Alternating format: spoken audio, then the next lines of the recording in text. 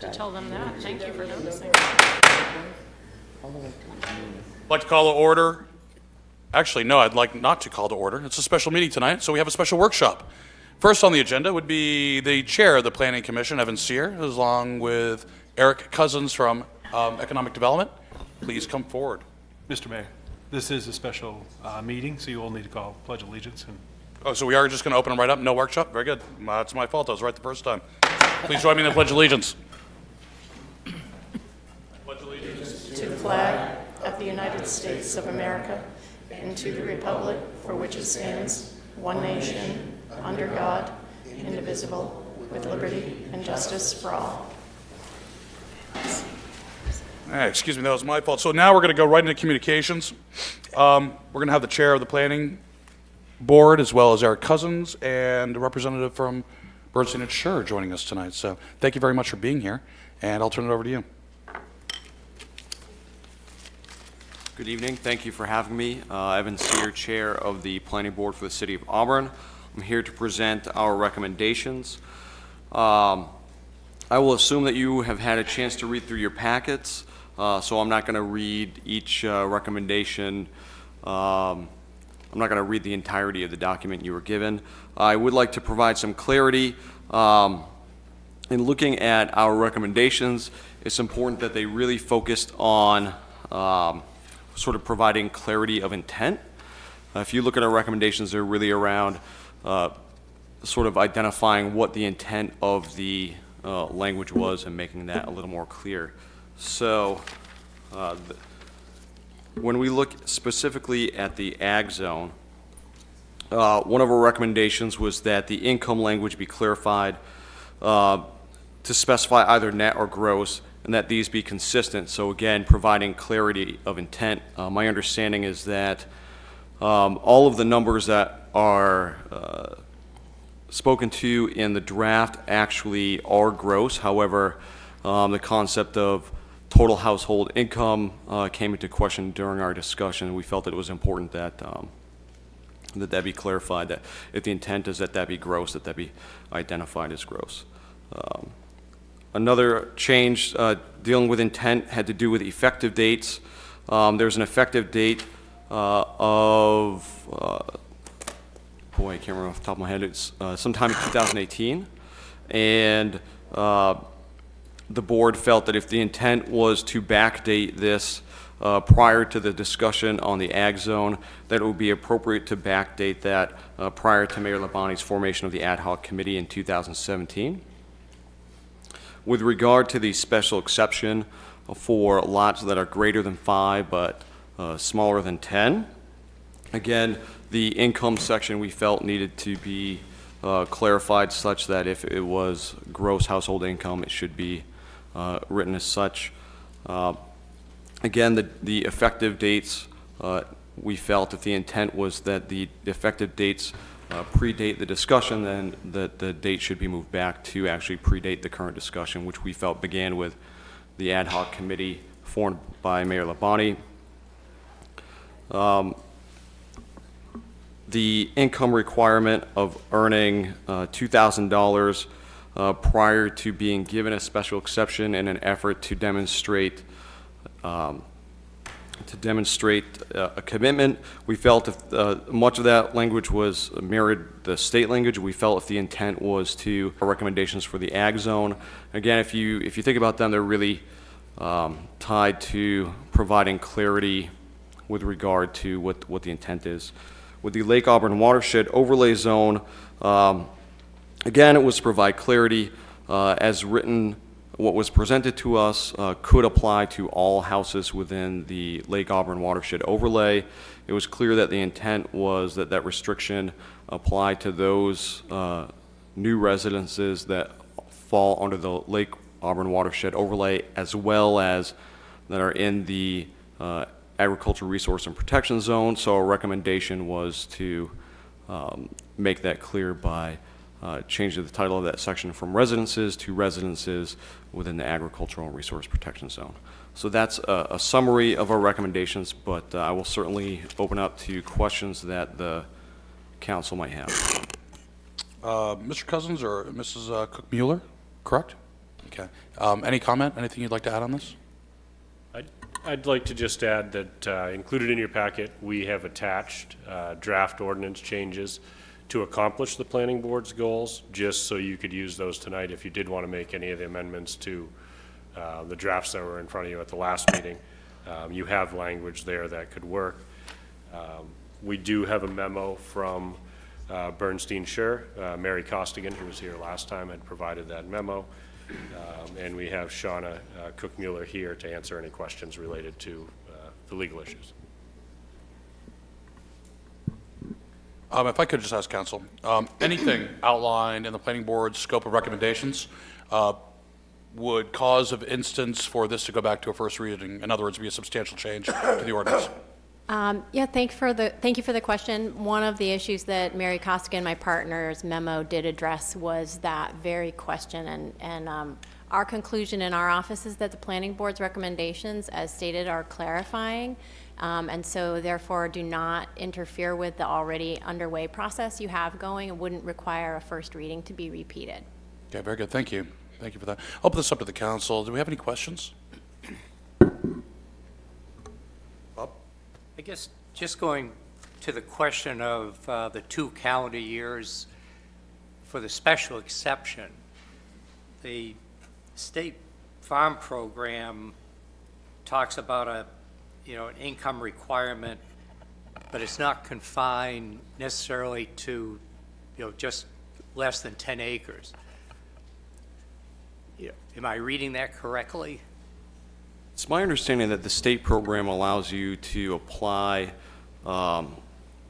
sort of provisionally, and when you do that, you are allowed to use 2 out of 5 years. In fact, I believe in order to continue to be maintained in the state program, and again, this is to the best of my recollection, they do utilize a 2 out of 5 years or 3 out of 5 years sort of protocol, such that it allows for a farmer to have a year where their production might have been lower, but still allow them to qualify. I guess I'm still trying to, if we're truly looking for farm activity and allowing residential building to come onto that land, I guess I'm still looking for the legitimacy of establishing the farming activity first. And we've done that now with the 2-year for special exception, but we're not applying the same to the basic 10 acres plus. And I guess I still see to really fit the state program, they're still looking for, the farming activity first. Well, Councilor Hayes, what was presented to us was actually language that came from you, and that was not present in that section. So we did not comment with regard to whether that should be included in the regular use.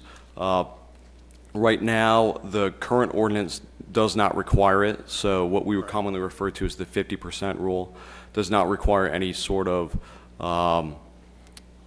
previous demonstration of commitment to agriculture or farming.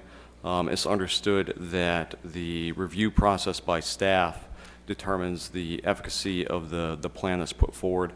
In the special exception, it creates almost a certain level of redundancy by requiring them to have done that ahead of time, because now they also have to go before the agricultural committee and present a farm plan. So there are additional levels for that special exception that don't exist for the regular use. Is there any other I'm sorry, Councilor Hayes, are you all set with that? Yes, for now. Is there any other questions? No?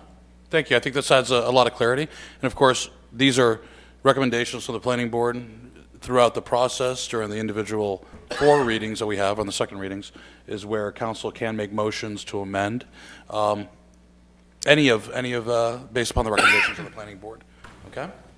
Good. Thank you very much. Thank you. You might want to stand by though. Don't go away. Don't leave the building quite yet. Okay, we're going to be moving on. Next, we're moving on to unfinished business. We have a proposed ordinance amendment, 19-1202019, amending Chapter 60, Article 12, Division 4. This is the Lake Auburn Watershed Overlay District, Section 60-952 and 60-953. This is a public hearing and second reading. I'll entertain a motion at this time. So moved. I'll second. I have a motion from Councilor Forney and a second from Councilor Titus. I'm going to open this up to the public. Any members of the public that would like to speak on this?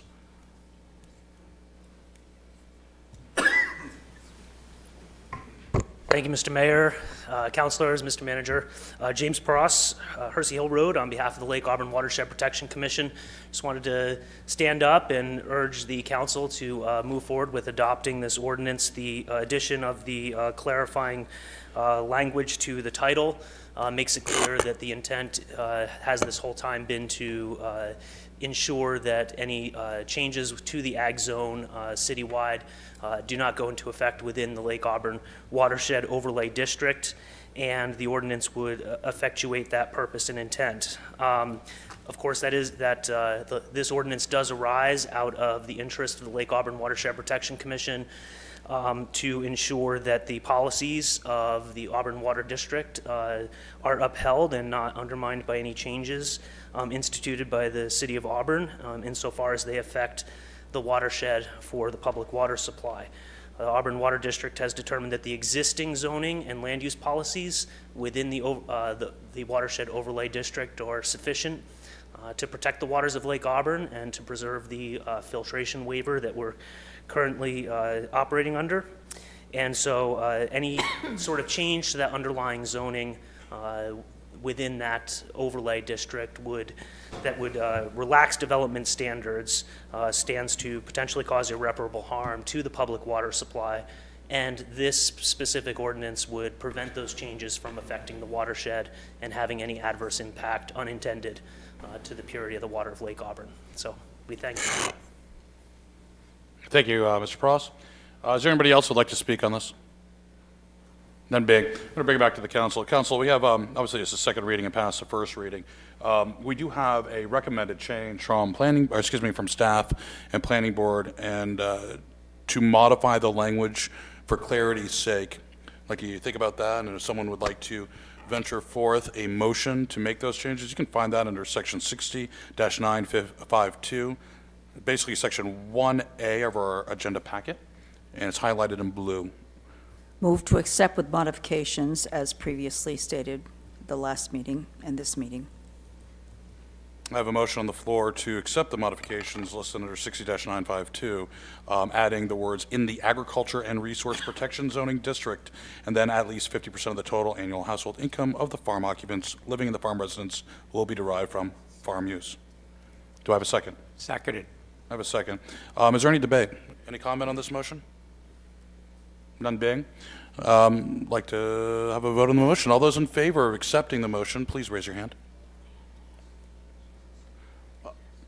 Not in favor. Oh, this is just me and this is. Those not in favor? Those abstaining? Abstain, okay. Vote of 403. Excuse me, 4.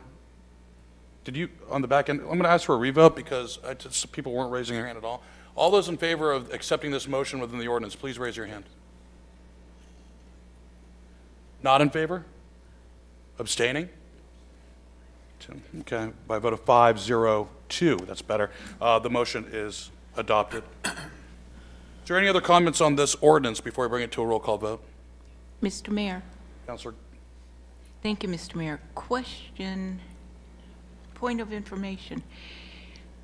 I do care deeply about our water sources and about what we're trying to do tonight, but all the other municipalities that empty into our water source, do they have to go through the same hoops as us in order to preserve the water quality before it gets to us?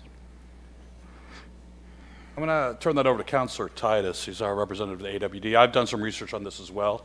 I think it might be a little bit, we should have this clarification point, absolutely.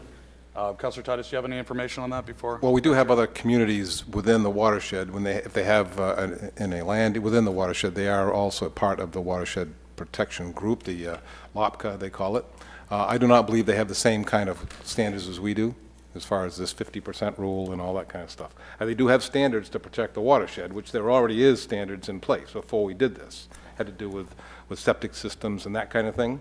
Anything within the watershed is protected under a separate set of rules other than what you see here. We just did this because we wanted to make sure that this wouldn't somehow lessen the effectiveness of those Right. already in place. So to try to build a home in the watershed anywhere is very, very difficult, anyway, because of the watershed protection rules themselves. Say nothing about the overlay. There is some ordinances and different levels, and I'm not going to invite anyone from Law Pack up here, Counselor, right now to speak because it's probably not germane. But I will say that there's arbitrary lines based upon municipal boundaries versus topographical information that would necessitate a difference between level 3 and level 4, for example. So to answer your question is Auburn has very, very stringent requirements, whereas if you step across an imaginary line into Minot, Buckfield, Well, by North Basin, it's more relaxed. well, let me say this, that there's a very strict protection going on within the watershed, but we have some tributaries that are coming in from far upstream that may be causing some issues that are far out of the reach of the watershed protection.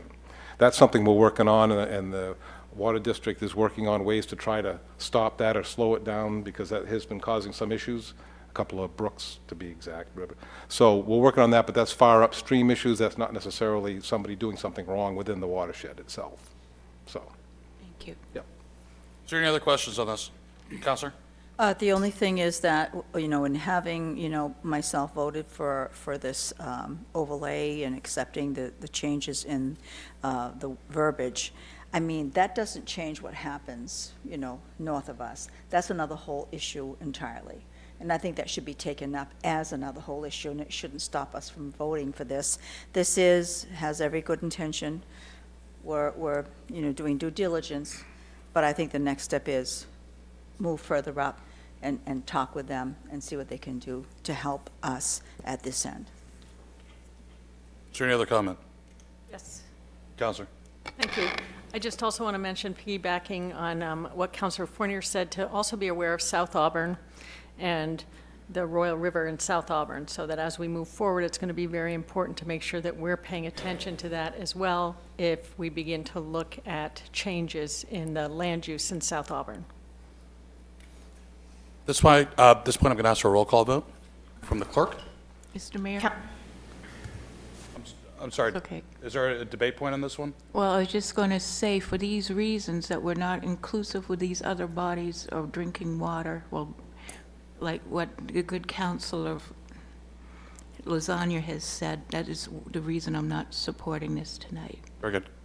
Ms. Clerk? Counselor Gary? No. Counselor Lasagna? Yes. Counselor Hayes? Yes. Counselor Titus? Yes. Counselor Fournier? Yes. Counselor Walker? Abstain. Okay, Counselor Young? Yes. Ordinance passes by a vote of 5-1-1.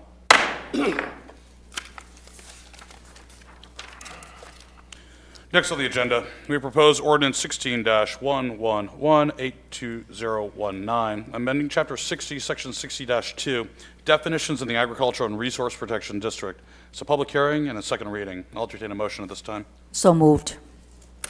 Second? I have a second from Councilor, I have a motion from Councilor Fournier and a second from Councilor Titus. I'll now open this up to the public. Are there any members of the public that would like to speak?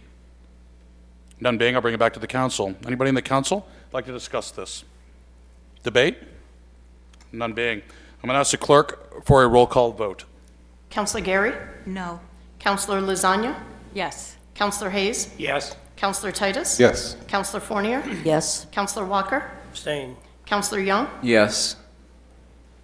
Ordinance passes by a vote of 5-1-1. Next, moving into proposed ordinance 17-111-82019, amending Chapter 60, Section 60-145, use regulations in the Agriculture and Resource Protection District. This is a public hearing and the second reading. I'll entertain a motion at this time. So moved. Second? Motion from Councilor Fournier and a second from Councilor Titus. I'm going to open this up to the public. Is there any member of the public that would like to speak? None being, I'll bring it back to the council for debate or to, at this point, make any modifications based upon the communications we've had from the planning board. Mr. Mayor. Councilor Titus. Yes, I'd just like to make a motion that we accept the changes regarding clarity gross income as opposed to simple income within the text of this ordinance. I think there's a couple of places where it exists. There's two. I have a motion from Councilor Titus to replace total, the word total, with regards to income verification, to gross. Do I have a second? Second. I have a second from Councilor Hayes. Council, debate, any discussion on this? This is a point of clarification. I think it's a good point. Thank you, and having seen the discussion at the planning board deciding on gross instead of net, can you give us a description of why it was chosen to be gross instead of net? It's gross instead of total, not net. It's always been. Instead of total, I'm sorry. The intent has always been historically, since the 1960s, to be gross. Can we hear from planning board? Actually, this is staff, because it's existing, they're asking for a clarification of the existing ordinance language. Mr. Manager? Eric, do you want to speak to that? In the current ordinance, we do use gross farm income against household income, also a gross figure. It was identified in the planning board discussion that it wasn't clear. So one of the suggestions was to make it clear that annual household income is gross. We also looked at the median income. That is a gross standard, so now it's clear, it's clarified, and it's also consistent across the board that the intent here was to use a gross standard. Thank you. Is there any other questions or debate? Councilor Gehring? Thank you, Mr. Mayor. Again, I'm going to stand on my stand that I will be voting no, because even though staff has worked their hearts out to try to tweak this to fit what we are trying to craft, I still think that all this stuff should go to the Ag Commission to let them work it out. They know better what their needs are. I've been hearing by, well, a few farmers that this still isn't going to help them much. So I will be Very good. voting no. Okay, very good. Is there any other debate on this? Yeah, can I get clarification? Just to, if the Ag Committee decides to make changes to this, what would be the process? Well, from what I understood, I'll answer that. The Ag Committee can recommend changes to this ordinance, will then go to Planning Board for review and their feedback before it would come to the council for an action. Thank you. Mr. Mayor. Councilor Titus? Just wanted to make a comment when it comes to waiting for the, I've been waiting for the Ag Committee as well. I mean, I've mentioned that several times through this whole process. But I feel that we've been, at least 2 years, this council, all this council has had a lot of work here. If we didn't pass this tonight, what would happen is they'd start over. So we'd be looking at maybe a 1.5 to 2 year process delay. Whereas if we can get this passed the way it is, there may be some things that need to be corrected, but I think this Ag Committee can do a good job of correcting an existing document rather than having to start over, because it would be disingenuous to think that a new council could walk right in and take over on this particular piece of work. We need to do this, and I think that it's definitely a good thing for us to get going and get it on the table. And then our Ag Committee can look it over and recommend changes, as opposed to starting over. I agree with Councilor Titus. Councilor Young? Yes. I would like to make an amendment to this to change, Hold on, I'm sorry. We do have a motion to amend currently on the floor. oh, we do? Yep, right now, that we have to settle. And then we can come back to that, Councilor Young? Yes, okay. Okay, very good. Is there any other debate? This is a motion to amend the word total to gross with regards to income in this section. Councilor? Thank you, Mr. Mayor. This is just in response to Councilor Titus. I don't think there's any reason to rush. I think that's important to remember. I also want to mention that 5 of the 7 councilors in the next, the new council will have been intimately involved with this process all along, so they would not be starting from scratch. Well, I tell you, if this is rushed, by God, we'd never get anything done in this country. So I'm going to ask for a vote at this point on the motion that's on the floor. Motion to amend. All those in favor of amending the word total to gross, please raise your hand. Those against? Abstain? Motion carries by a vote of 5-0-2. I'm sorry, 5-1-1. 5-4, 1 abstain, and 1 no. Okay, moving on. Now we have the motion that's currently on the floor that has been amended. I'm going to bring it back. Is there any other debate by the council or Councilor Young? Would you like the floor to make an amendment? Yes, I'd like to amend the greater than 5 to greater than 6. Less than 10. I have a motion on the floor from Councilor Young to amend the section with regards to land from, minimum land from 5 acres to 6 acres. I think it's Mr. Mayor, this is not parentheses this 18. section. This not section this states For the, less than isn't 10. it this section as Well, well? I think it does appear in parentheses 18. Yes, but it's all, yes, in both this one and the next ordinance subchapter because variances. Let's check on that, please. It says containing greater than 5 but less than 10 in parentheses 18. Right, and it failed? So, Mr. Mayor, I have the clerk weigh in on the fact that this was a motion that was made at the last first reading and failed, and she can clarify as to if this could proceed. And if it were to be reconsidered, it has to be done at the same meeting. So it can't be reconsidered. Well, I just, then we can't do shouldn't they agree if the other motion failed and for the same reason? It was an amendment that failed. The amendment. So if the amendment failed in the first reading, it can't be reintroduced into the second reading. Right, Okay. A slightly different amendment, though, can. right. In other words, 5.8 acres can be versus 5. Or 5.9 acres, Councilor Young. A motion could be made for 5.9. 6.1? Do I have 6.025? I'm not sure if there's an auction or if I heard an actual motion. But if I have a motion on the floor this time to amend the ordinance, I would like to hear it. Amend greater than 6.1? Seconded. I have a motion on the floor right now to amend the section of changing it from 5 acres, but less than 10 acres, to a lot of 6.1 acres or greater and less than 10 acres. And I have a second by Councilor Hayes, correct? Correct. 0.1 acres, okay. Less than 10. Any debate? I- Councilor Hayes, you seconded this? This did come up before. I think this clearly indicates that you need 5 acres that's under the state guidelines to be tilled. This does allow very clearly the acreage needed to actually place a residence on that same property. And it's just not a residence. If it's going to be a farming activity, there are going to be needs for sheds and barns and so forth. So I think it makes it clear that you've got to actually have more than 5 acres. Let's establish it at 6. We can't do that, so 6.1. Very good. Is there any other debate on this? Mr. Mayor? Councilor Zani, something, a debate item instead of let's not rush it and wait a couple more years? I'm sorry, what did you say? Can we have something to debate this versus the same, try to move it along, so the same argument of So I think that this is a bit confusing and arbitrary to make it be 6.1. I think that the rules are in place that you have to have 5 contiguous acres before you can build, and that there's enough in place that would go by the planning board so that they would be able to say, you don't have more than 5 acres to be able to build. Mr. Mayor? Councilor.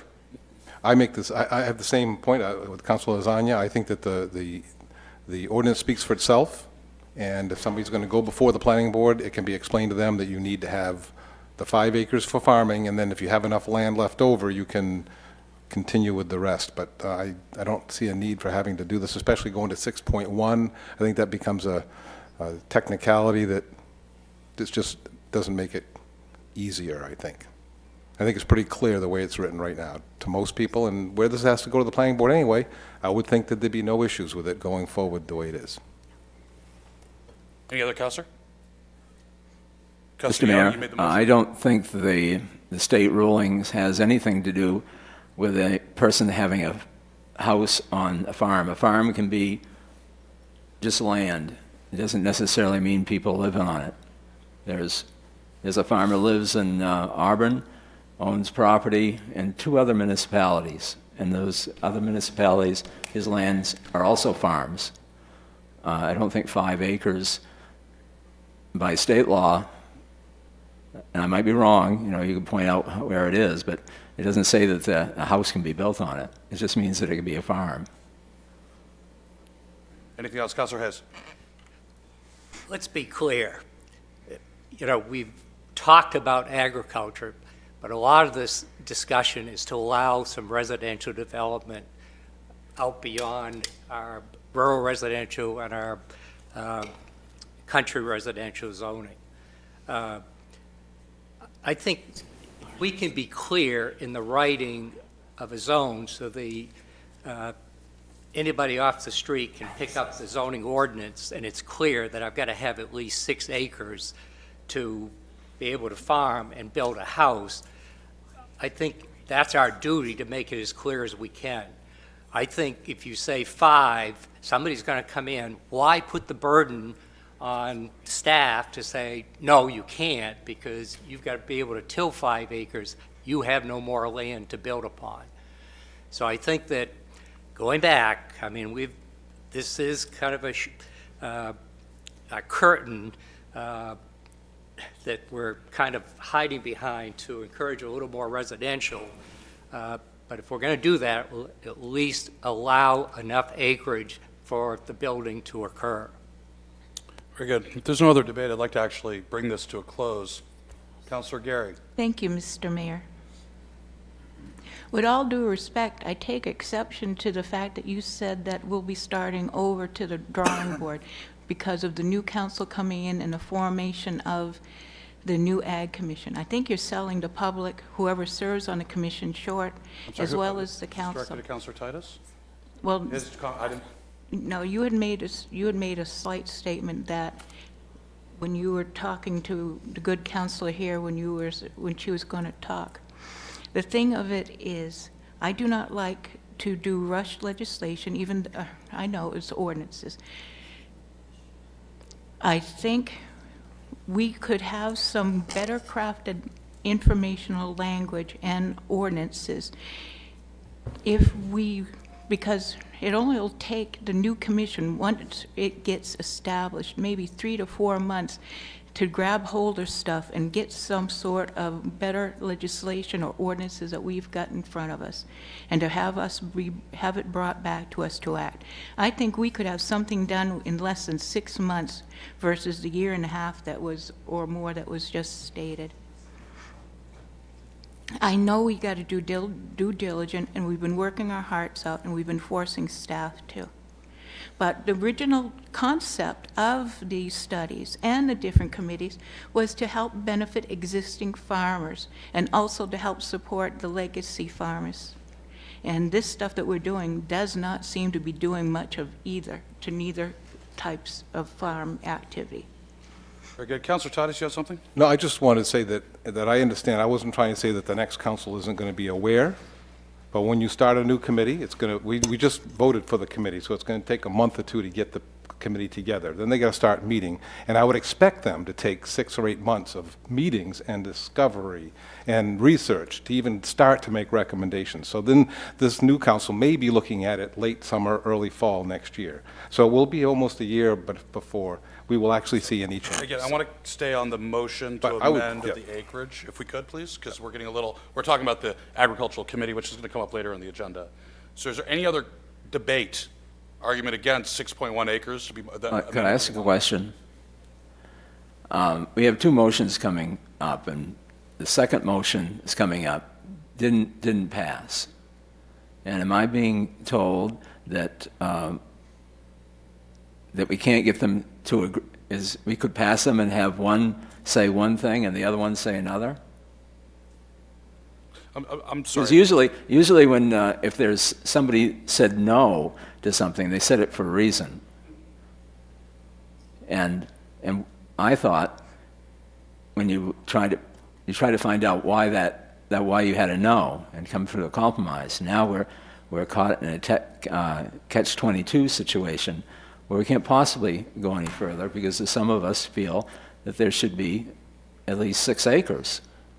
I think that, and I agree with you, Councilor, that we should, and to your point, Councilor Gary, if I could address that this should not have taken so long, and if people were negotiating and coming up with compromise of good faith.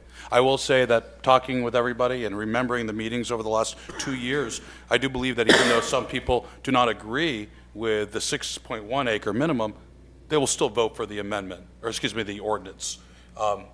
regardless of if it's 6.1 or 5, knowing that the intent is good. So I'd like to see the process continue and be consistent, but I don't think we're at an impasse by any means. Actually, I think we're well on our way, especially after legal review and planning board review, to coming up with some good compromises. It's just up to the body itself, the council, whether or not they want to accept all the recommendations from the planning board.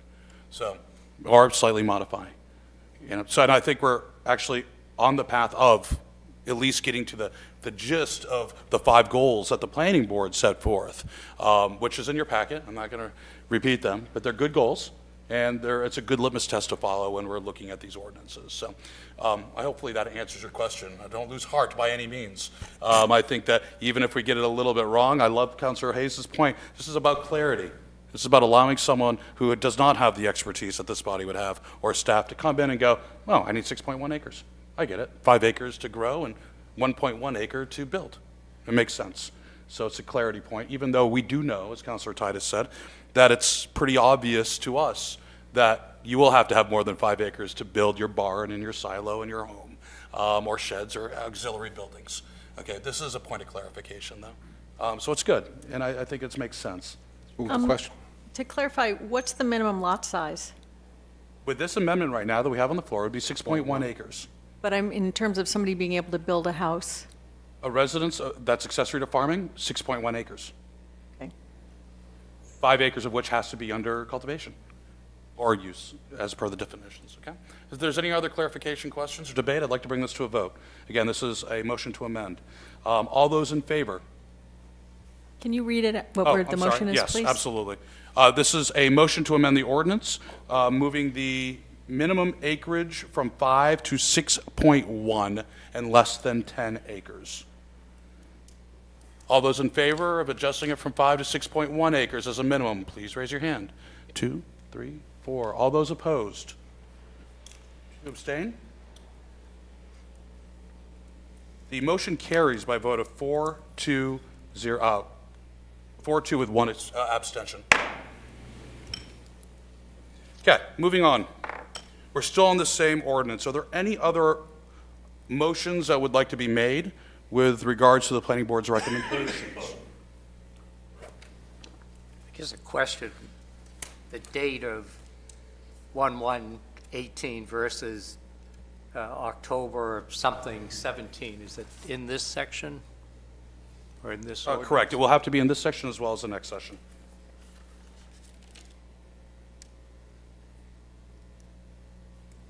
I would move as an amendment for discussion purposes, changing the 1/1/18 as the date to 10/1/17 as the date for essentially considering legacy family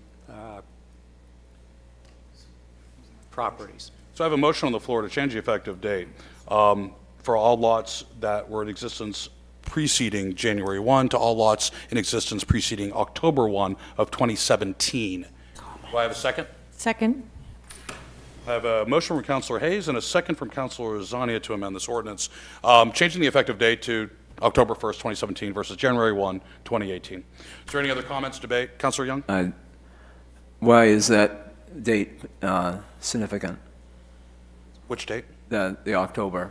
I have some background if I could. Let me share this. So my mayor's ad hoc committee that I formed later or early 2018 looked at January 1 as a date that was a calendar year start date, and it preceded the actual submission or the revealing of the report from the Crossroads Study Group, which happened actually in July of 2018.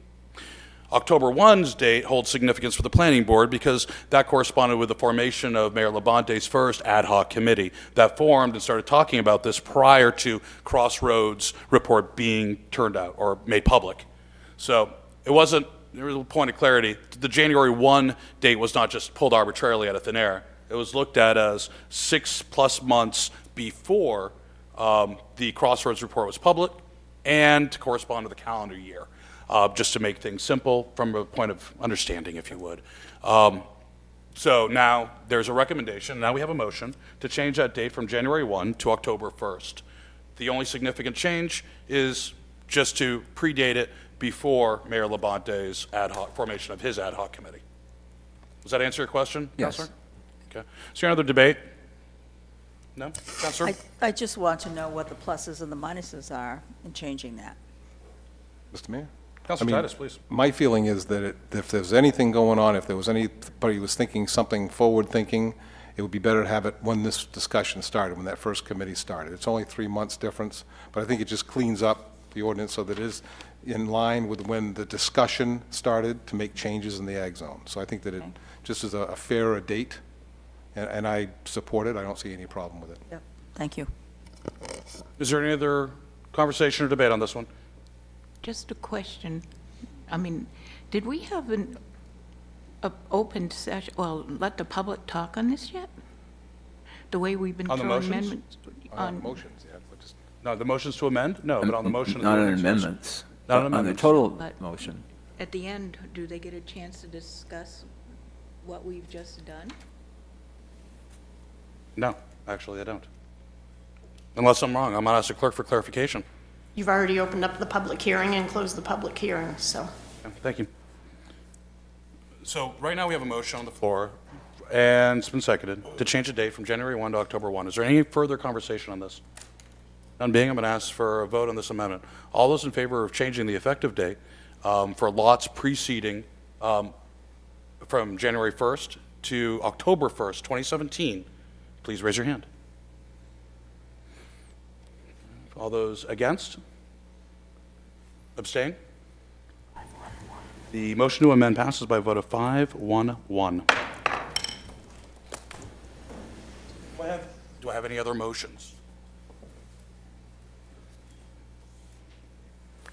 Any other motions, further motions on the floor? No? Any other debate? I'm going to open this up for debates or motions.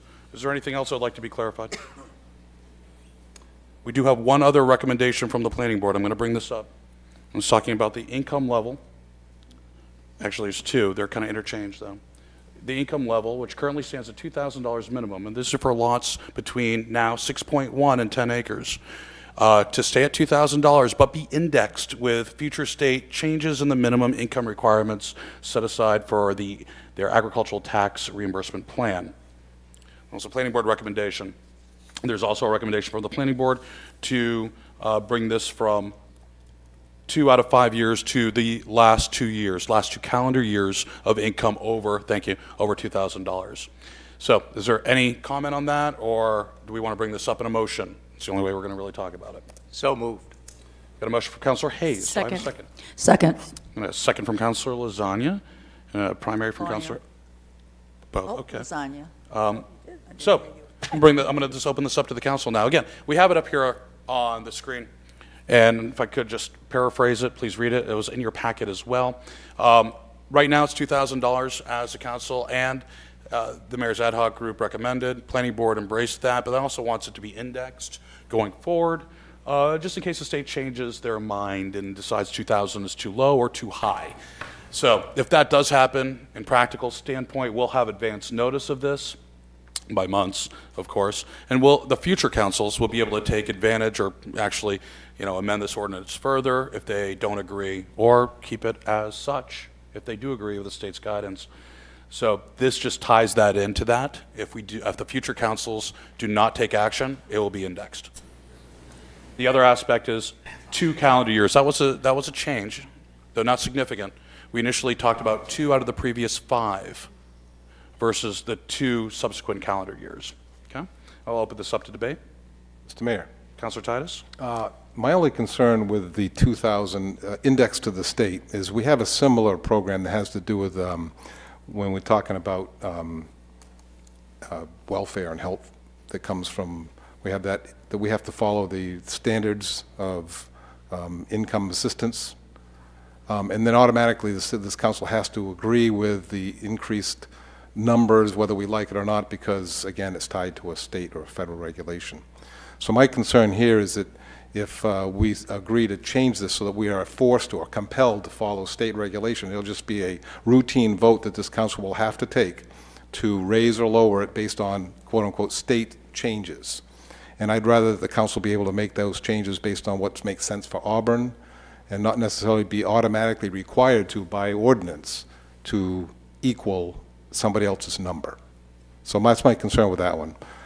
So, Counselor, you're in favor of not accepting? Right. I'm in favor of Opposed to the having motion to having our amend. $2,000, and then if it becomes an issue, it should come up as, a local issue and not necessarily, because again, what happens, we see this, is that the state makes a change to 5,000. Well, we'll have no choice. If we write it in the ordinance that we must comply with the state or be in alignment with the state, then we'll have to also go up to that, whatever it is, or go down to what if they go to zero? What if they decide, well, we want to really endorse farming, so we're going to go to zero?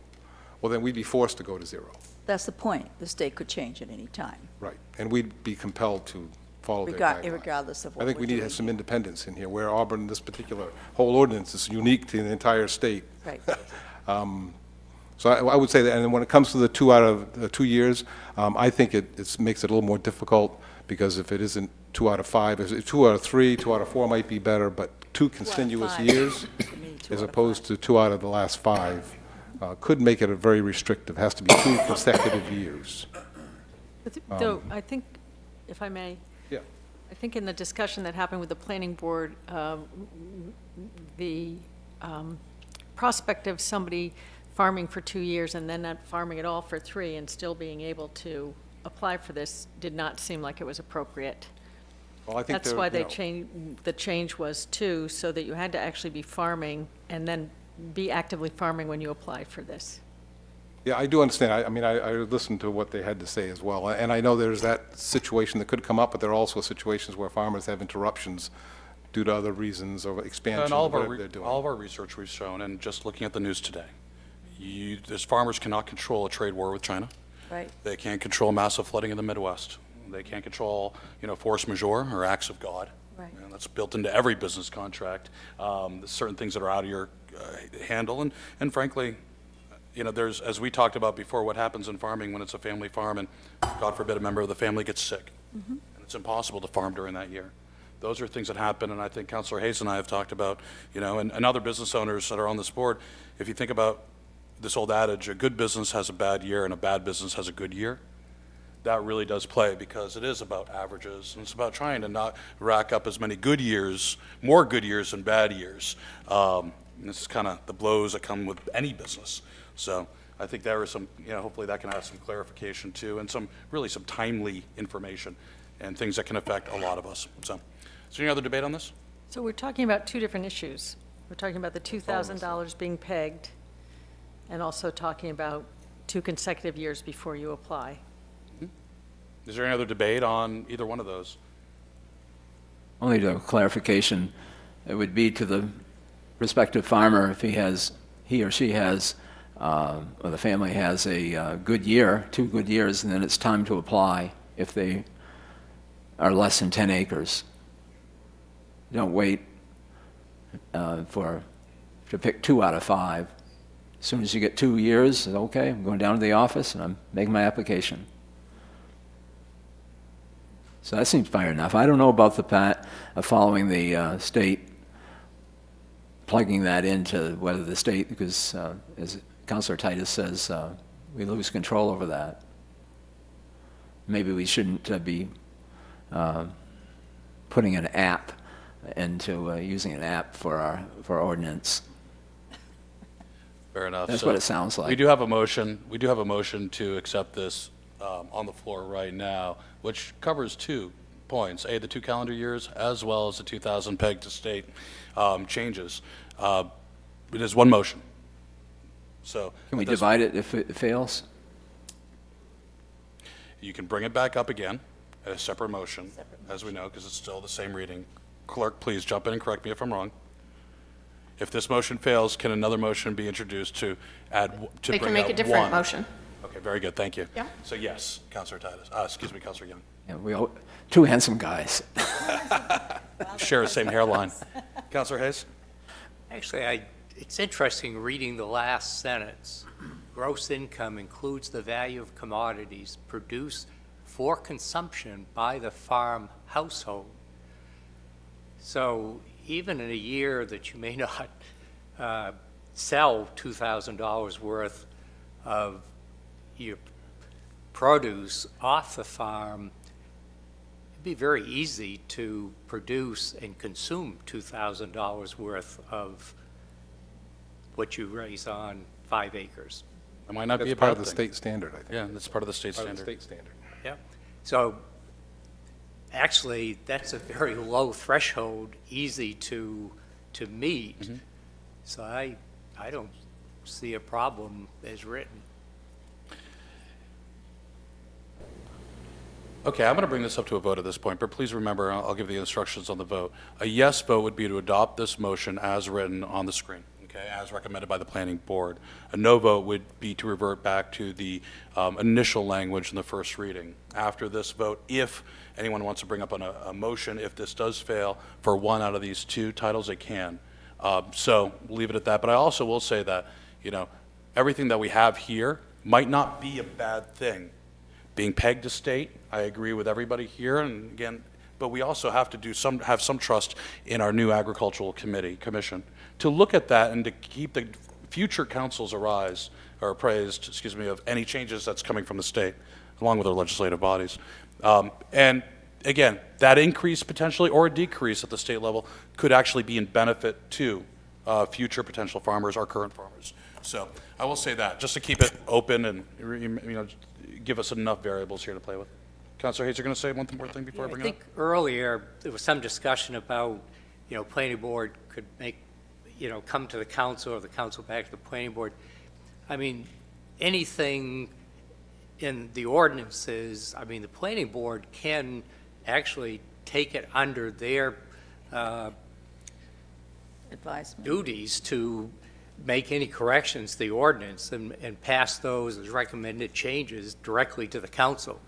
It doesn't have to come as a recommendation that the council look and study this. Actually, that is the duties of the planning board. And remember, they're also the decider of whether or not someone actually gets a permit to build a farm residence on that based upon their previous histories and their farm plan. So there are a lot of checks and balances already built in. Could I ask another question? Yes. Say we go with this whole thing with the recommendation, and the state starts making rules that we don't agree upon.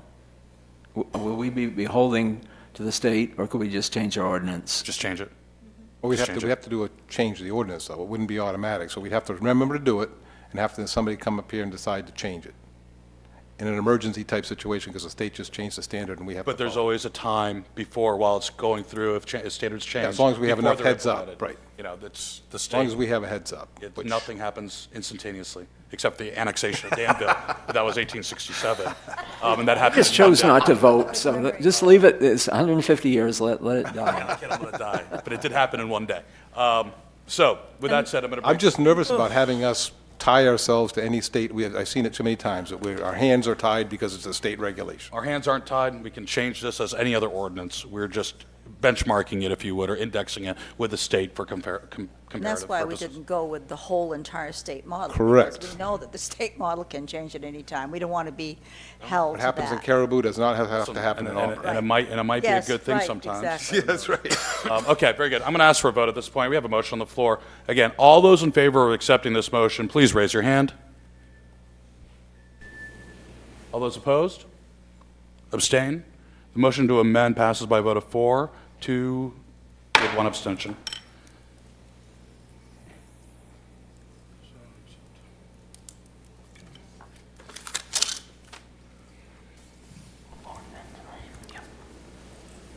I think that pretty much covers it. Is there any further debate on the ordinance itself before I call for or ask for a roll call vote? Anything that hasn't been said yet? New, exciting? Nothing? Clerk, please, roll call vote. Counselor Gary. No. Counselor Lasagna. Yes. Counselor Hayes. Yes. Counselor Titus. Yes. Counselor Fournier. Yes. Counselor Walker. Same. Counselor Young. Yes. The ordinance passes by a vote of 5-1 with one abstention.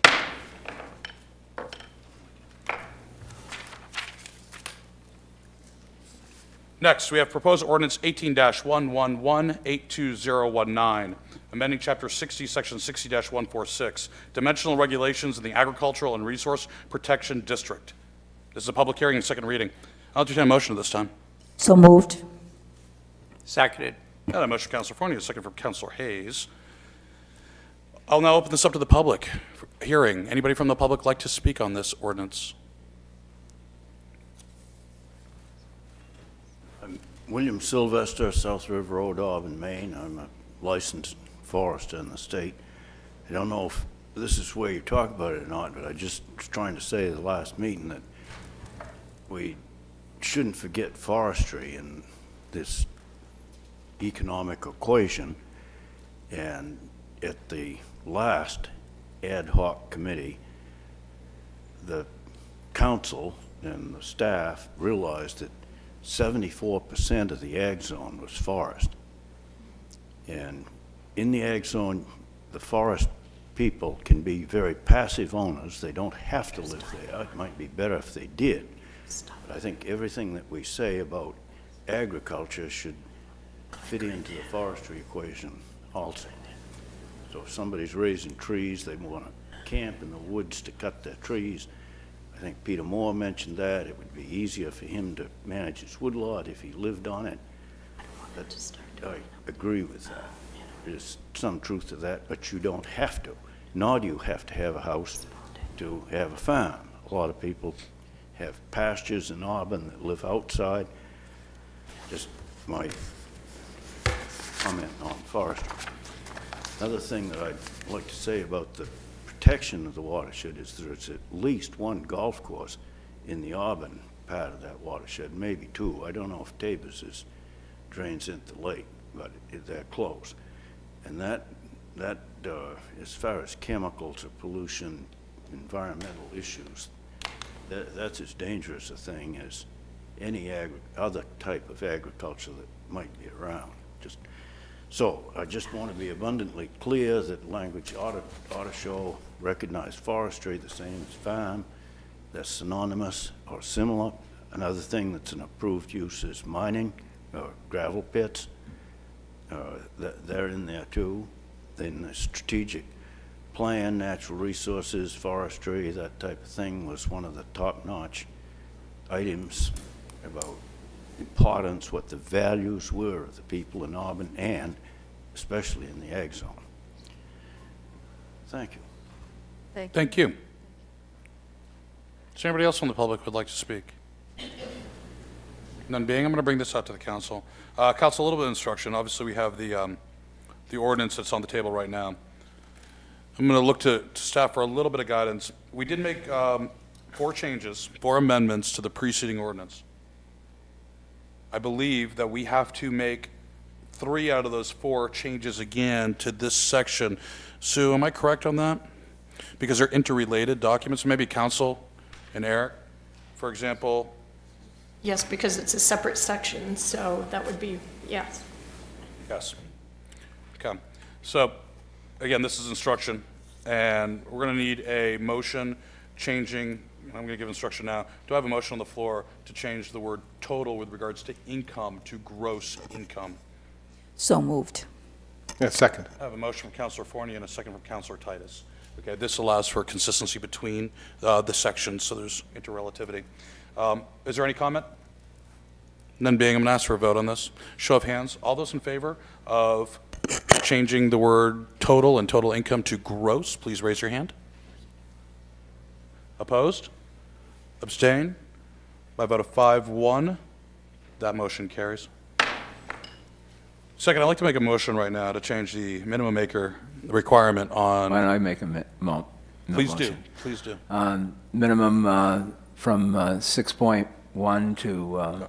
No, from 5? No, 5 to 6.1. You got me confused. I have a motion on the floor from Councilor Young to change the minimum dimensions from 5 acres to 6.1 acres. Do I have a second? Seconded. I have a second from Councilor Hayes. Okay, same concept as before. Any discussion? Any debate? None being. I'm going to ask for a vote by show of hands. All those in favor? Opposed? Motion to amend carries by a vote of 4-2.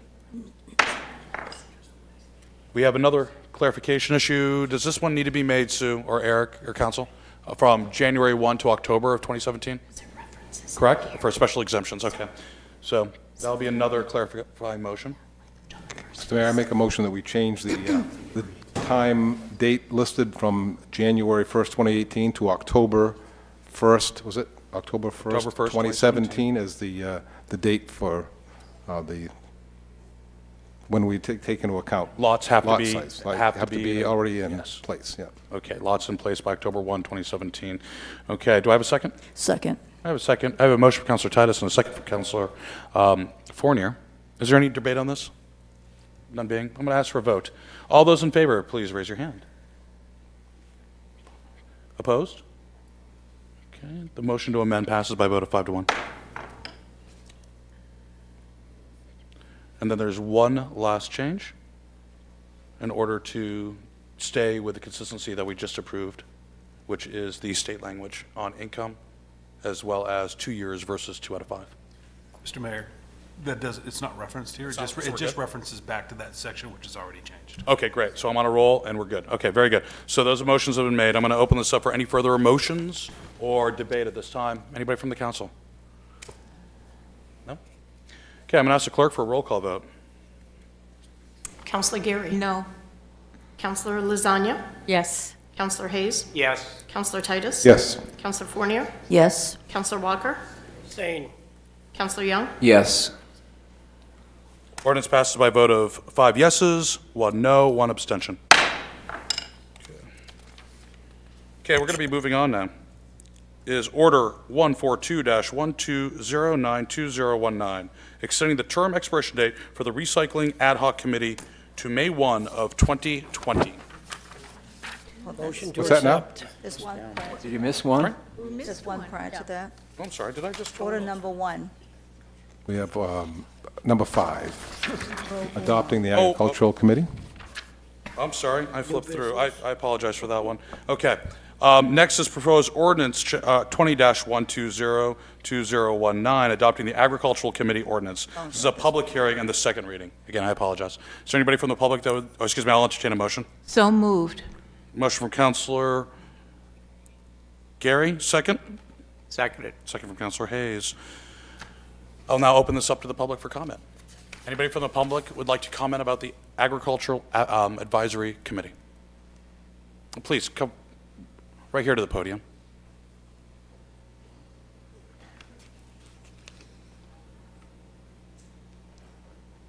Stephen Beal, I own a parcel of land in the Lake Auburn watershed district, but my concern is strictly a stylistic or grammatical one. In section 2485.2, it establishes the committee to be of 9 members appointed by, then the language appointed by the city council, 2/3 of those members. That language was deleted, but the deletion got a little too substantial, because the sentence as now worded says that it consists of 9 members.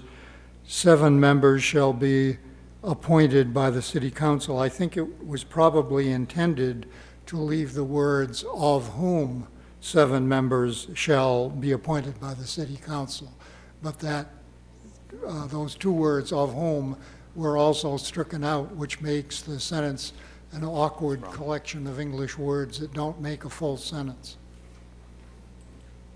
Oh, thank you for that, actually. I'm just going to make a note of this. So, anybody else from the public who would like to speak? None being. Oh, I'm sorry, Mr. Sylvester. Lester, South Auburn. The planning board had a discussion about, we're talking about the members of that ag committee, and they made a recommendation, I thought, that the full 9 people should be Auburn residents. And I just wanted to make sure that that hadn't changed. That was what they said. Maybe it has been changed, and I'm not aware of it. As a reason now, the 2 non-voting members do not have to be Auburn residents. But they're non-voting. Non-voting, as I said, 2 non-voting members. Okay. Yeah. So voting That- members, Essentially, that's what the planning board agreed, yeah. I think that needs to be delineated, because that's not clear that those 2 members are non-voting members. yeah, the other non-voting Or members. is that the other Well, non-voting members? let's just make a note of that. We can come back to that, okay? Okay, is there anybody else from the public who would like to speak on this? None being, I'm going to bring this back to the council now. Okay, there's a couple things here that the public, and thank you very much for bringing those issues up. First and foremost is looking at the language under section 2-485.2. Basically established to consist of 9 members, of whom 7 members shall be appointed by the city council. I'd like to entertain a motion at this point referencing that. So moved. I have a motion from Councilor Zania. Do I have a second? A second. Second from Councilor Fournier. I have a motion on the floor right now to add of whom between 9 members and 7 members. Okay? Any debate? None being? Good English? All those in favor? Opposed? Abstain? Passes 6-0-1. Okay. We got that.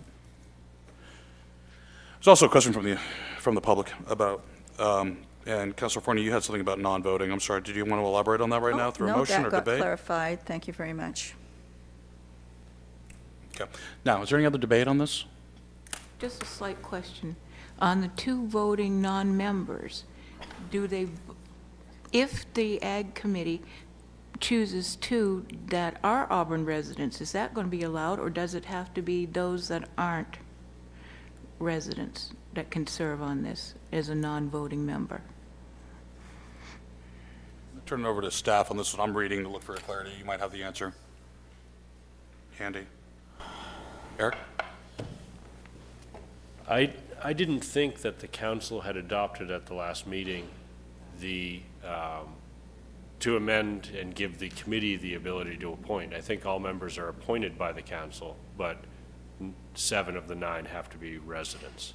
You have the ability to appoint a couple of non-residents if they're engaged in agriculture and meet some of the other criteria. That's my understanding.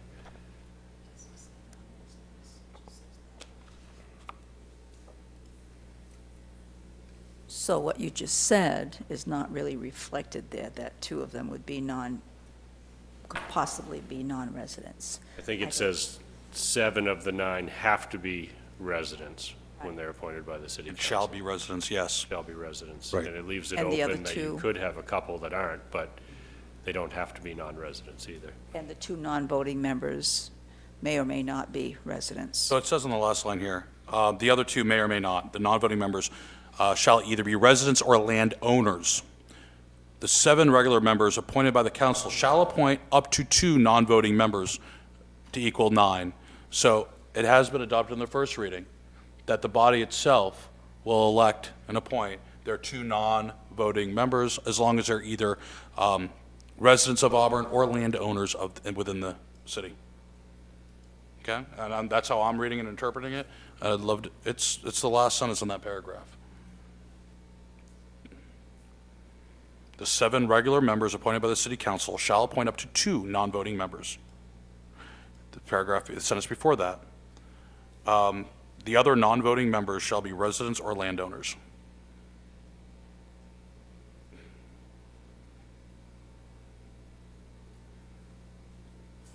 Is there any other debate? It's pretty clear they have to be the landowners or, yep. There's one other thing that the planning board talked about, and that was the tracking, the land use change. And there was some provision in this, Councilor Lasagna probably remembers, that was in there, but when it was revised and revised and revised, that somehow that got dropped out. You're saying in terms of the responsibilities of the Ag Commission? Ag Committee was to track what changes in land use in these lots that we had. And do you recall when that was dropped out? Because it was in the first draft. I don't recall, and I'm looking to see if it's included in any of the other recommendations. At the planning board, I think they said to communicate with the city manager that be done, but I don't know if we should have this in the ordinance, or is that just enough? I wonder if number 3, Councillor Young, seek to coordinate the activities of local, state, and regional organizations of similar purpose and collaborate to assist with education of the community. I guess that's really not what you're speaking about. No, I was... Mayor?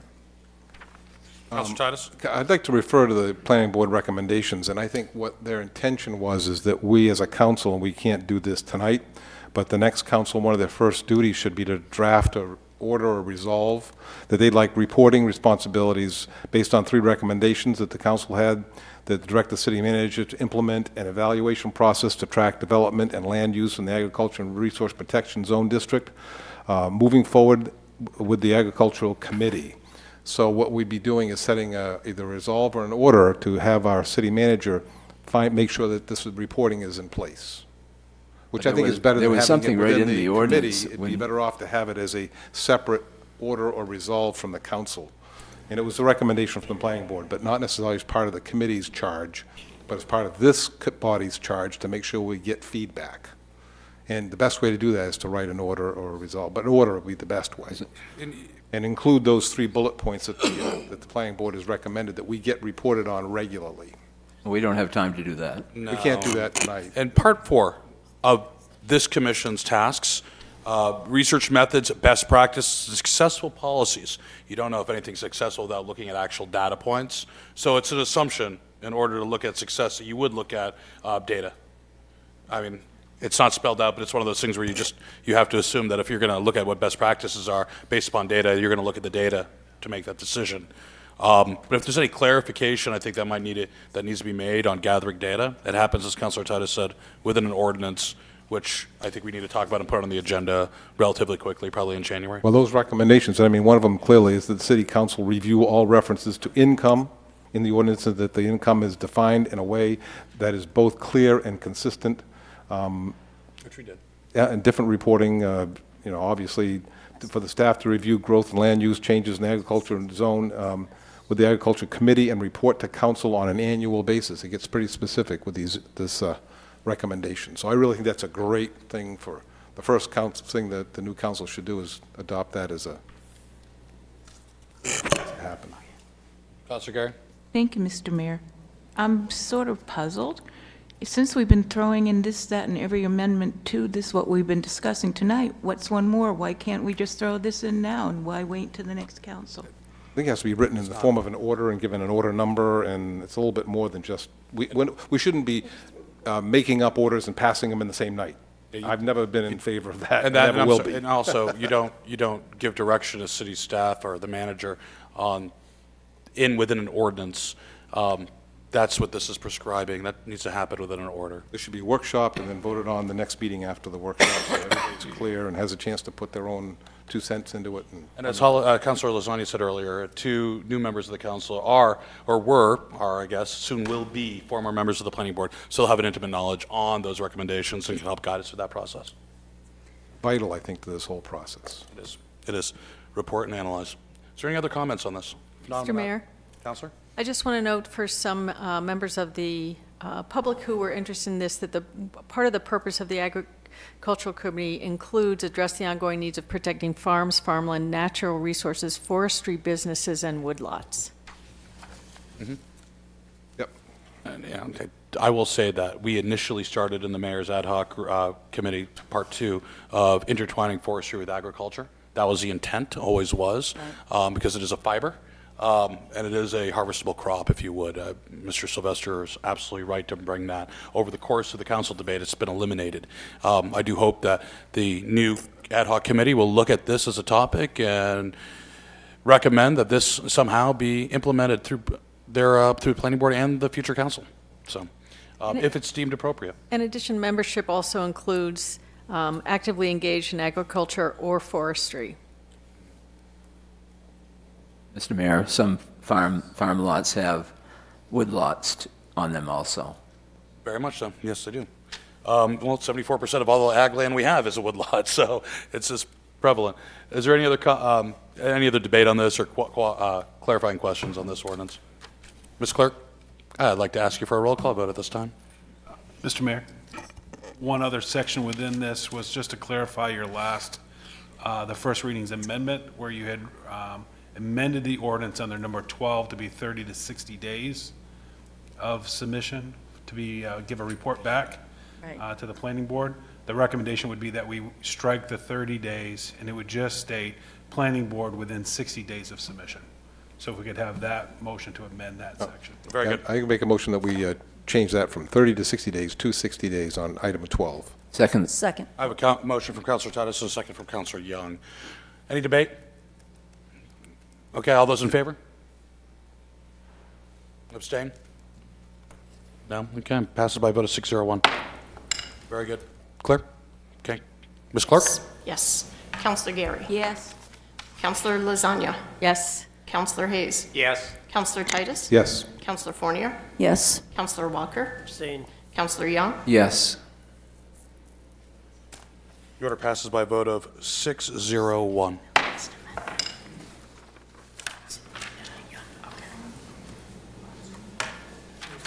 Now we're into new business. Okay, now we are on to liquor. Let me just check. New business, ain't it? Okay, very good. I would like to bring this up to new business at this point. First under new business is to approve the liquor license application for D. Samer LLC, DBA An Chun Asian Fusion, located at 730 Center Street. This is a public hearing. I'll entertain a motion. So moved? Second. Motion from Councilor Zani, second from Councilor Walker.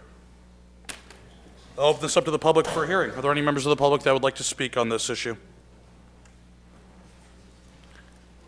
Give it a second for everybody to clear out of the room. None being, I'll bring it back to the council. Council, is there any debate? None being? Okay, I'll ask for a vote by show of hands. All those in favor of this order, please raise your hand. Opposed, abstained, none being, passes unanimously. Second, or next, is an order 142-1209-2019, extending the term expiration date for the Recycling Ad Hoc Committee to May 1, 2020. Motion. Got a motion from Councilor Walker. Do I have a second? Second. Second from Councilor Fournier. After 2 years, I can't forget your name. I'll open this up to the public. Are there any members of the public that would like to speak? It's about recycling. None being, I'll bring it back to the council. Councilor? Mr. Mayor, I guess I'm wondering why the limitation to 6 months. I don't know, I know this committee wants to have a sunset, but I really, considering how complex this is, there's at least one bill in the legislature that probably won't be taken care of until late winter, early spring. There's a lot going on in this subject matter, and I really think it wouldn't hurt us to extend that longer than May 1st this time.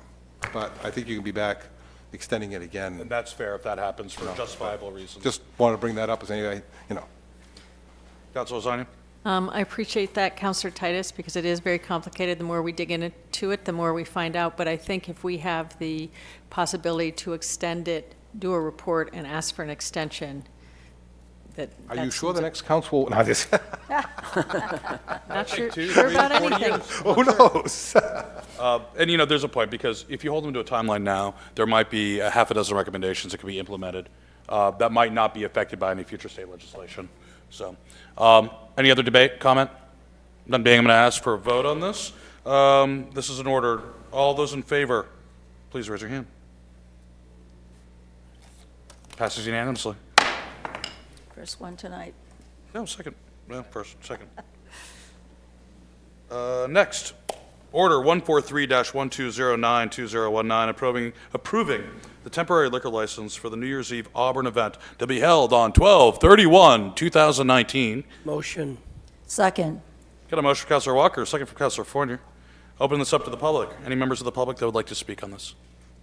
None being? I'd like to bring it back to the council. Council? Councilor Zani Demaret.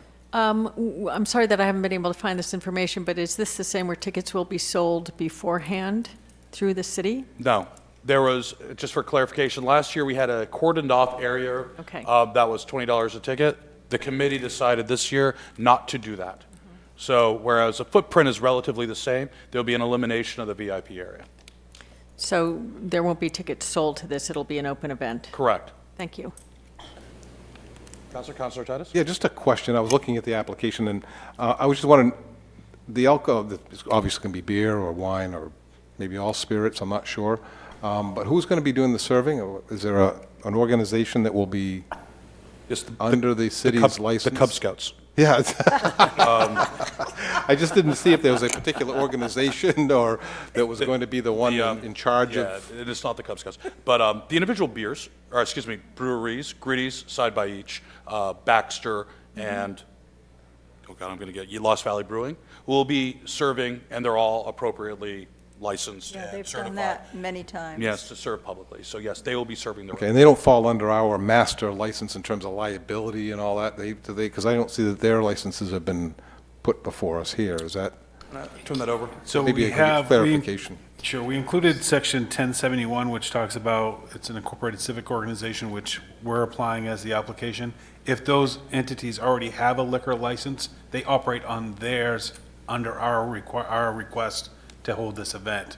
So Okay. they are operating under their own license, All right. not terrific. needed to be listed out. So any liability thereof would be under theirs of serving, they didn't follow serving rules? Everything that or- has to, pertains to over-serving or serving within their license is still on them. On them, okay, thank you. That's what I wanted clarification on, thank you. Anybody over on this side? No? Councilor Zani?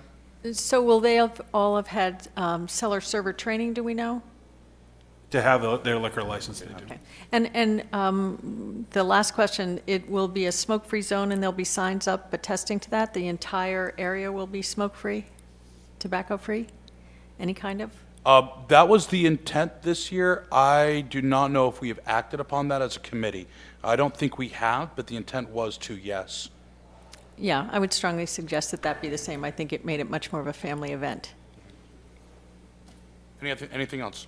None being? Okay, I'm going to bring it up to a vote at this time. All those in favor, by a show of hands.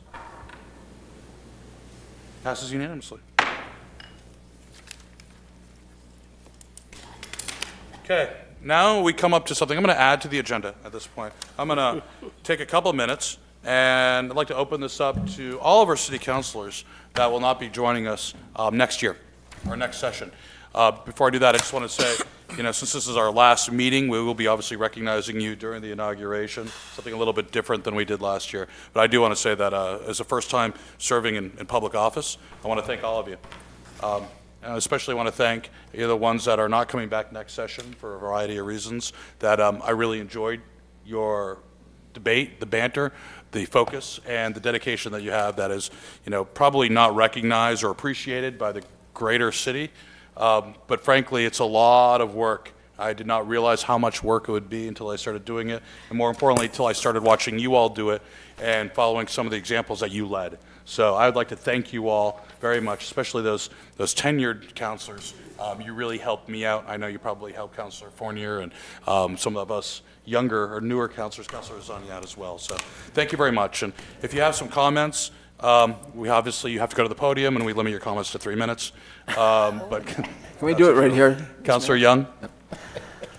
Well, I guess this is time to say goodbye, but since I won't be making my last council report, because I won't be a councilor at that time, it'll be a transition, the next meeting we have, which is the inauguration.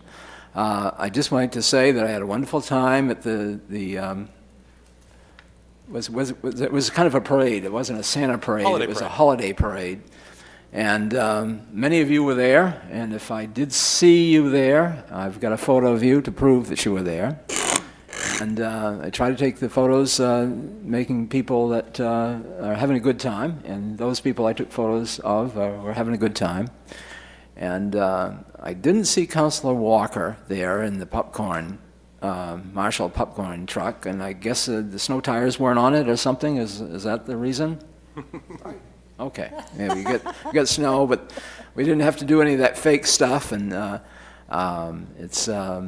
like to also report that indoor track season has started, and KVAC, the first meet was on Saturday, and for some reason they go all the way to Orono. That must have been an awful long bus ride. But I see the schedule is they're coming closer and closer down this way. They're going to be at Colby College, and then eventually at Bowdoin, and even over at USM.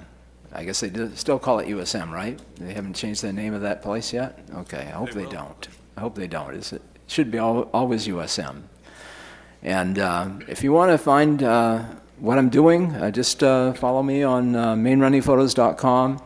I own the website, so I say anything I want to. And oh yes, last report for Great Falls TV. I'm retiring from the chair for that, for obvious reasons, because I won't be on the city council.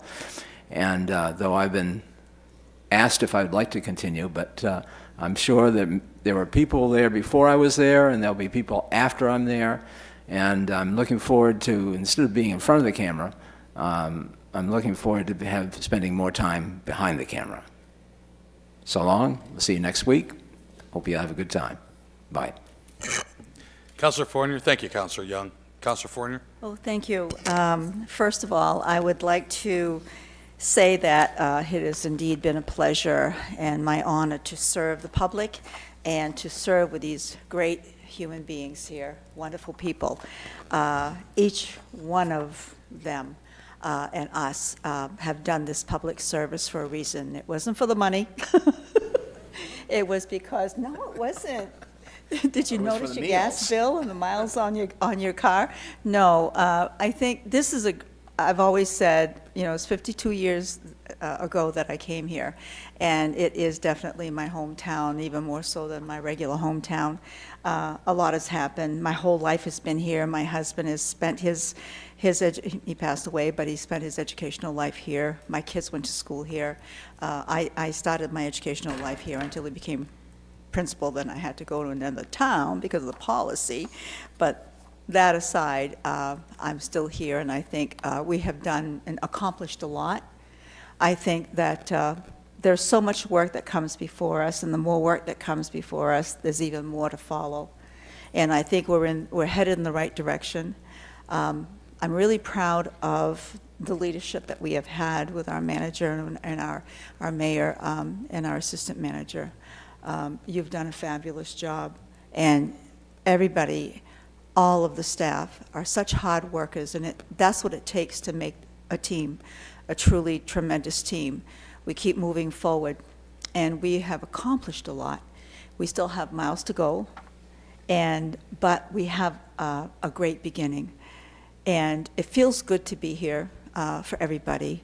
Yes, there's always some concerns, but we need to remember to celebrate the pluses, of which there are many, on many counts. So I'm looking forward to not quite sitting back, but noticing what's going on and contributing when I can, wherever I can, to help out and to see Auburn grow.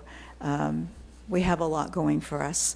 I have really, truly enjoyed working with the council, and I had my mentor buddy over here. Leroy Walker has been my mentor, and I learned so much from him, and I've learned a lot from all of you. It's a great experience. I made a conscious decision not to run again. I thought a lot about it, and my family said, "Don't you dare." I have 3 teenage kids in high school. 2 of them live in Rhode Island. If I don't spend the next couple of years, every time they have something going on, I'll miss the boat. So that's my incentive right now. So thank you, everybody, for your patience as I learned along the way. I do have another item that I'd like to bring forward as my last report. As far as my last report, I certainly don't have anything to report out regarding school committee, because that was over with a couple of weeks ago at my last meeting. But Councilor Walker and I have something we wanted to present. I just wanted to get it out there to get a foothold for the future council. And I wrote it down so that I'll just permit me to read this to you. Councilor Leroy and Walker and I request that at tonight's City Council meeting that we initiate procedures to revisit a vote taken and denied in 2017. The content of this vote refers to the Martindale Condo Association's request to plow their main artery that runs through the middle of their condo village and to receive trash pickup. There is a turnaround at the end of this short road. Martindale condos reside on Clubhouse Lane. It's a short road directly perpendicular to Martindale Road, which is currently plowed, the Martindale Road, which is currently plowed and receives trash pickups. So that goes right by this short little street. So currently, this main artery is designated as a private road. We understand that this would open up the process of designating it as a city road. I have met with the Martindale Condo Association a number of times and have been presented with the level of taxes that these residents pay for which they receive no city services. So we would like to thank you for giving Councilor Walker and myself a few minutes to bring this request forward during our council report segment of tonight's meeting.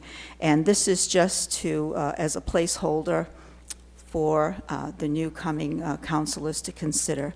Appreciate that. Thank you very much. Thank you, and we will, as part of the transition, we'll make sure that this statement gets to your replacement, Councilor-elect Carrier. And we'll talk about that during our agenda-setting meetings coming up, okay? Thank you very much. No, thank you for constituent services. And I'd like to thank you, Mr. Mayor, for putting faith in me and working with the school committee. And I truly appreciate that. Oh, thank you, because I'm glad I didn't have to go. We'll summarize Count it your there. blessings. You handled it much better than I probably ever would have. So thank you. And that was a thankless job. But I got to tell you, though, Councilor Fournier, everybody in the city talks about how well you did on that committee. Thank you. So Thank you. Warms my you're heart. a phenomenal mayor's rep. Thank you. So you set the bar high. Thank you. So, and we're going to skip over Councilor Titus. Yeah, I just. And Councilor Titus. Thank you, Mr. Mayor. No, I just want to say thank you to everybody on this board and the previous board that I was on. I've been known to be sometimes hard to get to know, hard to understand, but my heart's always been in the right place, I think. But I really do appreciate all the help that I've gotten and all the experience. Everything, when I've asked for information from staff, I've gotten it. I especially want to thank Peter. You've done a great job at stabilizing the front office and our systems in this city, and I really appreciate that. I want to thank the mayor for all his hard work, and everybody on this board. Bob, I mean, the elbow, I haven't got too many bruises, thank goodness. And Councilor Gary, good luck in your pursuits going forward, and you, Councilor Lasagna. The only thing that a councilor can really hope to do is make a difference. And I hope that I have made somewhat of a difference. I know I made an impression, and I'm not going away, so I'll be on some other boards and committees going forward, and who knows, I'm going to take a little bit of a break. Auburn is a very political city, so sometimes it can get a little intense. But I will be back, and I just might be in the audience here, being one of them wise guys, peering down at somebody who says something wrong. Who knows? But no, I definitely look forward to helping the city, but I thank everybody for allowing me the pleasure and the honor of being a city councilor. Thank you. Councilor Hayes. Well, first, I just want to congratulate those that are remaining and retaining their seats. Want to congratulate those that are coming aboard, particularly Tim McLeod, who will be taking this seat. I don't know Tim well, but I got to know him as we went through the campaign.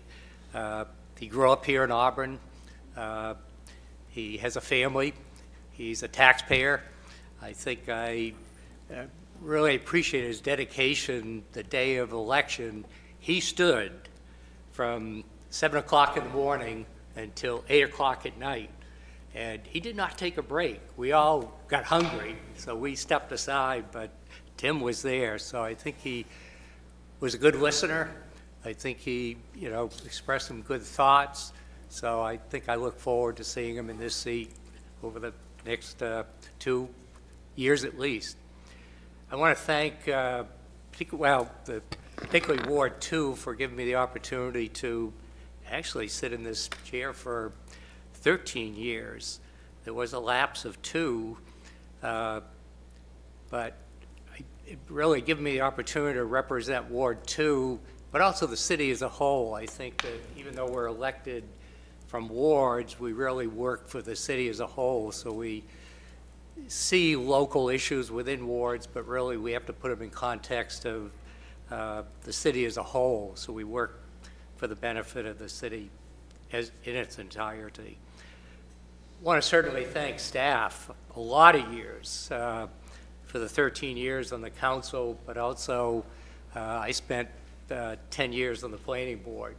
So I've seen a lot of managers, mayors, a lot of staff people, but over the years, all have been tremendous, been very responsive, willing to answer questions, provide materials. So it's been a real pleasure coming and going from City Hall. I guess I have to mention one disappointment, and it's a recent one, and I won't go into detail, but I was surprised by a few local business people that actually valued loyalty as opposed to responsibility. And it kind of bothered me, and it still does. I think that, as counselors, we're responsible. We have to listen. We have to make some judgments. But, we don't govern by association or favoritism or whatever. We have to be responsible. We took an oath. So I think we have done it. And so it just was an issue that came forward that bothered me. I think that we try to be responsible. Sometimes it's recognized that maybe our ideas aren't, not received well, but at the same time, we are trying our best. And I think as a group, we do listen and we do, discuss. And I think as we showed tonight, we come to some resolution in the end. So, no, I guess I say lots of thanks to all the residents of Auburn, staff for the lots of years that I've come and gone from City Hall. Thank you. Thank you. And, well, the last thing we need to do is an adjournment. Councilor Hayes, do the honors. So, I don't even have something to hit. All right. Do I hear a motion for adjournment? So moved. And seconded. Adjourn. There we go.